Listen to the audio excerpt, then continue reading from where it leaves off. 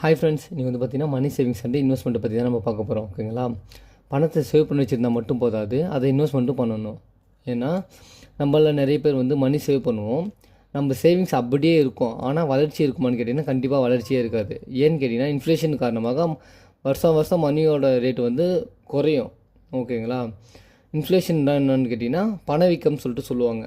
ஏன்னு பார்த்தீங்கன்னா நம்ம வந்து முன்னாடி ஒரு 2 வருஷம் 3 வருஷம் முன்னாடி ஒரு பொருளை 100 கொடுத்து வாங்கியிருந்தோன்னு வச்சுக்கோங்களேன். இப்போ அதே பொருளை நம்ம 100 கொடுத்து வாங்க முடியுமான்னு கேட்டிங்கன்னா கண்டிப்பாக முடியாது நம்மளால். ஃபார் எக்ஸாம்பிள் வந்து பெட்ரோலோட ரேட் வந்து ஒரு 2 வருஷத்துக்கு முன்னாடி பார்த்தீங்கன்னா 90 கிட்ட இருந்துச்சு. இப்போ வந்து அதே பெட்ரோலோட ரேட் வந்து 105 மாறி இருக்குது. ஓகேங்களா?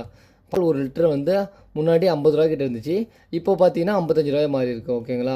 பணவீக்கம் பற்றி தெரிஞ்சிருந்தால் தான் பொருளாதார மாற்றங்களிலிருந்து நம்ம பணத்தை நம்ம கொஞ்சம் பாதுகாப்பாக வச்சுக்க முடியும். ஓகே, சேவ் பண்ணுறது வந்து நம்ம சேஃப்டிக்காக கொஞ்சம் சேவ் பண்ணி வச்சுருப்போம்.